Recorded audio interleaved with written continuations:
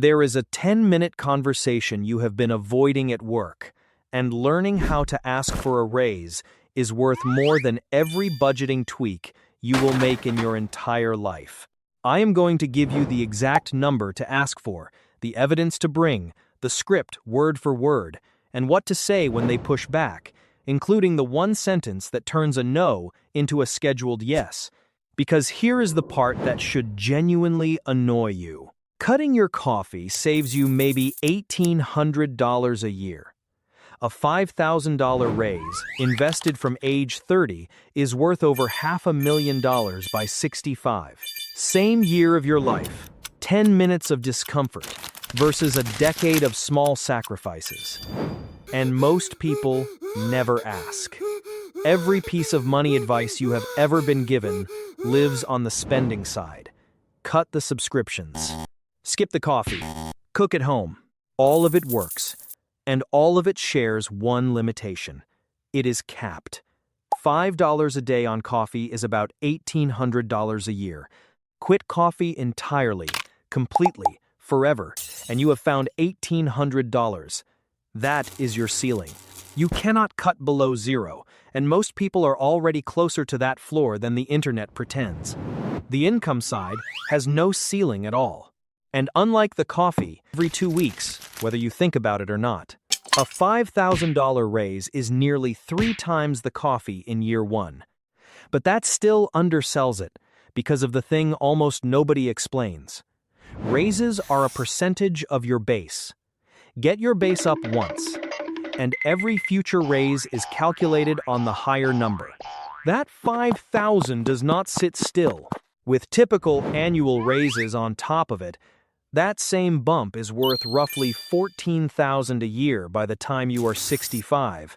Add it all up, and a single successful ask at 30 is worth somewhere north of $300,000 in raw wages over a career, before you invest a single cent of it. One conversation, $300,000. And the average person will spend more time this month choosing a streaming plan. Now, before I give you the number to ask for, I have to deal with the thing actually stopping you, because it is not the math. It is the fear that asking makes you look greedy or ungrateful. So, let me tell you what is happening on the other side of that desk. Your manager has a budget line you have never seen, and they are not shocked by this conversation. They are expecting it. Your coworkers just never have it. Do not walk in and ask for a raise.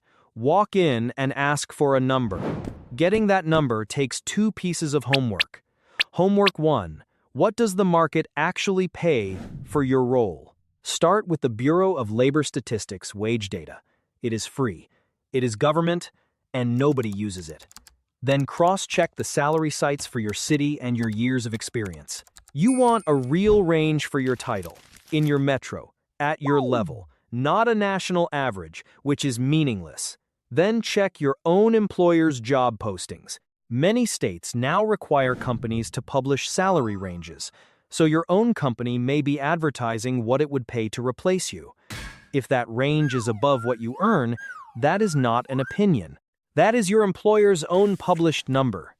Now pick one specific figure, not a range. A range means they pick the bottom of it, not a percentage, because I'd like 10% invites a negotiation about percentages instead of about value. One number in the upper part of the range you found. Homework 2. The evidence file. 1 page. And this is where almost everyone gets it wrong. They list their job duties. Your duties are why they pay you at all. They are not why they pay you more. List outcomes, with numbers attached. I cut onboarding time by 40%. I absorbed 30% more tickets after Sarah left, with no drop in satisfaction. I brought in the Henderson account, $60,000. If your work cannot be measured in money, measure the nearest thing. Time saved, errors avoided, volume handled, find 3. Then timing. Ask before budgets are set, not after. Once the numbers are locked, the answer is no, for reasons that have nothing to do with you. Ask on the back of a win, while it is fresh, and book a dedicated 15 minutes. Never ambush your manager inside a meeting about something else. The invite says, 15 minutes to talk about my compensation. Naming it is not rude. An unprepared manager defaults to no. And the honest caveat: if you are on a performance plan, or your company just did layoffs last month, this is the wrong month. That is not weakness. That is timing. And I know the thing genuinely sitting in your head is not the research. It is, what if they say no? And now it is awkward forever. And now I am the person who asked. That fear is the single most expensive thought most people ever have. So here is the script, word for word, including the exact sentence to use when the answer is no. The most valuable sentence in this video. 4 beats: commitment, evidence, number, silence. You open by making clear you intend to stay. You are not there to threaten or to vent. Then 3 outcomes in about 30 seconds. No apologizing, no hedging. Then the number, plainly. Then the beat that actually decides it. Silence. Here it is, top to bottom. Write this down. Thanks for making the time. I want to talk about my compensation. I am happy here, and I plan to keep building here. Over the past year, I cut onboarding time by 40%. I absorbed the extra ticket volume after Sarah left with no drop in satisfaction, and I closed the Henderson account. Based on market data for this role in this market, the range is 95 to 115,000. I am asking for 110. And then you stop talking. That is the whole move. 2 seconds of silence will stretch out like a year, and every instinct will tell you to fill it. Do not. Do not soften it. Do not laugh.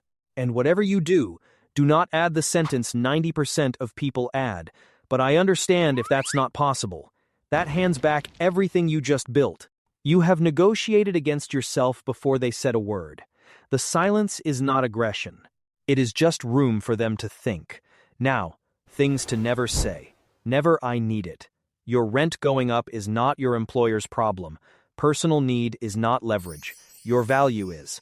Never I feel like I deserve. Feelings are not evidence. That is what the file is for.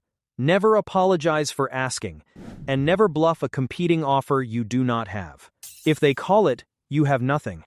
So you have said your number, and you are sitting in the silence.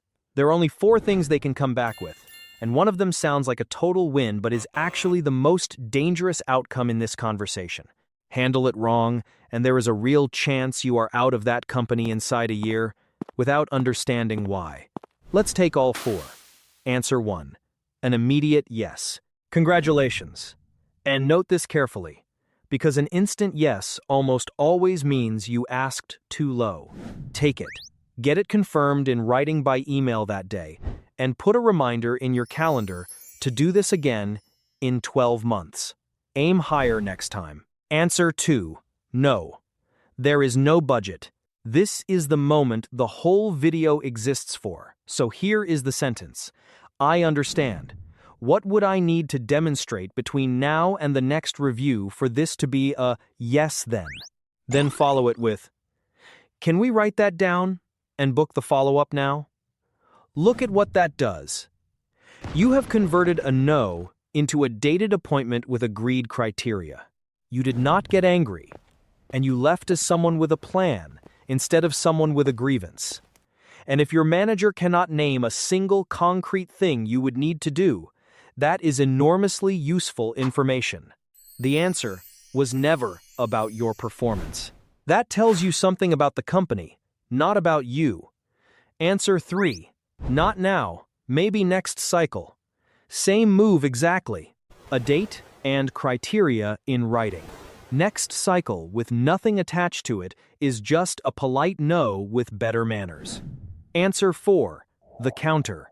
They come back lower. This is normal. This is the actual negotiation, and it is where most people cave instantly. Do not take the first counter reflexively. Try. Can we meet in the middle at 105? And if base pay is genuinely frozen, sometimes it truly is, then trade. A title change. A retention bonus. Extra PTO. Remote days. The title is the most underrated by a mile. Because a title is not a favor, it is a repricing.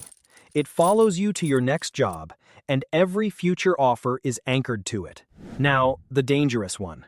If you already had another offer in hand and they counter to keep you, be careful. A counter offer only makes sense if the actual reason you were leaving gets fixed. If you were leaving because of your manager, the hours, or the ceiling above you, more money repairs none of that. It just puts a price on staying somewhere you had already decided to leave, and you are now, quietly, a known flight risk. So let's say it works. You walk out of that room with $5,000 more a year. Genuinely, well done. And now you are about to make it disappear inside 2 months, and you will not be able to tell me where it went. So let me show you what that same $5,000 turns into if you do one specific thing on the day it lands. This is the part that turns a raise into $500,000. Here is the default outcome. The raise lands, your lifestyle quietly expands to meet it within 2 months, and a year later you cannot identify a single thing that improved. That is not a character flaw. That is just what unallocated money does. So use the rule from the millionaire video, the raise half rule. Half of every raise goes into investing, permanently, automatically, before it ever touches your spending account. The other half improves your life. Guilt-free. That is the point of earning more. You never had the money, so you do not miss it. Now the number in the title. A $5,000 raise at 30 is roughly $3,750 after tax. Invest that every year until 65 at a 7% average annual return after inflation, and that is a historical average, not a guarantee, and you land somewhere around $518,000. That is the 10-minute conversation. That is the whole video. And if you only do the half rule, half invested, half spent on your actual life, it is still roughly $260,000. Half the discipline. Still $250,000. And remember, both of those numbers assume the raise never grows. It does. So the action, and it takes 10 minutes, the day the raise lands, before it hits your checking account, log into your benefits portal and increase your contribution percentage. That same day, not when it clears. The day, because the money you never see is the money you never adjust to. Then do the whole thing again in 12 to 18 months. This is a habit, not a one-off. 2 honest caveats. If you are in a role with rigid banded pay, a lot of government and union roles, the ask works differently, and your real lever is the promotion or the move. And the uncomfortable truth is that the largest pay jumps usually come from changing jobs, not staying. Asking is still worth it. Just know that staying has a ceiling, and switching is how you break it. So, research the market number. Build a 1-page file of outcomes. Book 15 minutes, say the 4 beats, and then be quiet. If it is a no, get the criteria and the date. And whatever you win, automate half of it the same day. 10 minutes of discomfort. $500,000. That is the best hourly rate you will ever be offered. Subscribe. Every Tuesday, I break down one more piece of how to build real financial security on a normal income. Next Tuesday, Roth versus traditional 401k. Which one actually wins? And why the answer is really a bet on what your tax rate looks like 30 years from now. Drop a comment. Have you ever asked for a raise? And what actually happened? The good and the bad? I think people genuinely need to hear both. See you next Tuesday.